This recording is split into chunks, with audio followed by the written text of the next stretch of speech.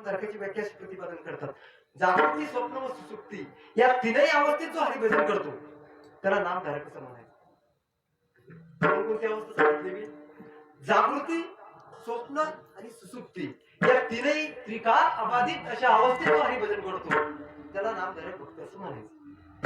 अशा अवस्थेत कोणी नामस्मरण करत होता का? जागृतीमध्ये ज्यावेळेस अर्जुन हा गाढ निद्रेमध्ये असताना सुद्धा त्याची जे रोम आहे ते काय नामस्मरण करायचे? जय श्रीकृष्ण, हरे श्रीकृष्ण, जय श्रीकृष्ण, हरे कृष्ण अशा प्रकारचे त्याचे उच्चारण करायचे. कोणाचे? अर्जुनाचे. तुमच्या मुळी तेच पुरवले. याला म्हणायचे सुसुप्ती अवस्थेतील ज्ञानी पुरुष.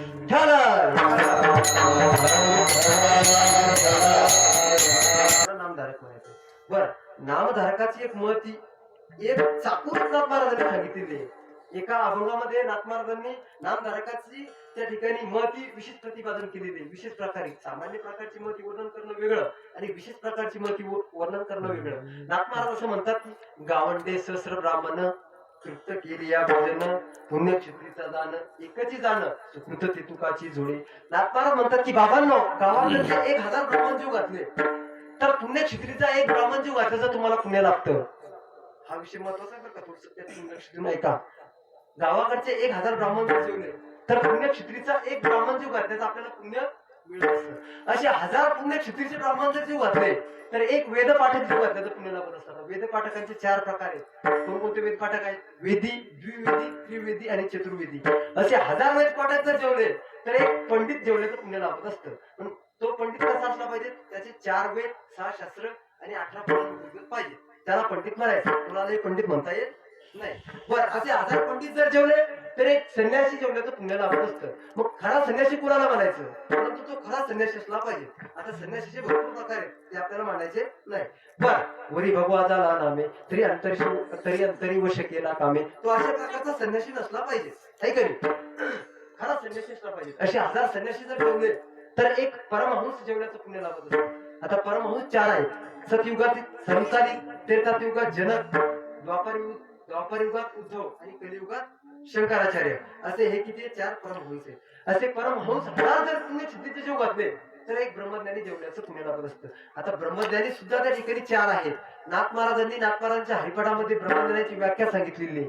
कोणती व्याख्या सांगितलेली आहे? शुक्ल याज्ञवल्क्य, दत्त कपिल मुनी, हरिस जाणून विठ्ठल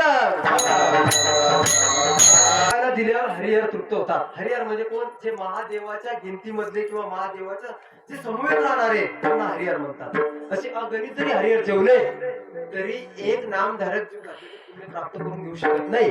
म्हणून हे जे लोक आजकाल अन्नदान करतात, कुठे नाम सप्ताह असेल, कुठे हरिभजन असेल, कुठे वारकरी असेल, त्यांना जीव का घालतात तर त्यांना नामधारकाचा जो महिमा आहे तो माहित असतो.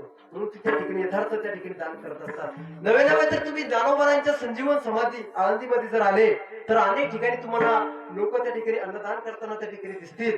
नवे तर ज्यावेळेस माऊली सोहळा त्या ठिकाणी आळंदी पंढरीला ज्यावेळेस निघतो त्यावेळेस पुण्यामध्ये जे आपल्याला कधी पाहायला भेटत नाही त्या ठिकाणी ते भेटतंय. असं अन्नदान विशेष प्रकारच्या मोठ्या प्रमाणामध्ये अन्नदान लोक का करतात? कारण त्यांना नामधारकाचा जो अधिकार आहे तो माहित असतो. कारण त्याची जी फळप्राप्ती आहे ती अलौकिक प्रकारची फळप्राप्ती आहे.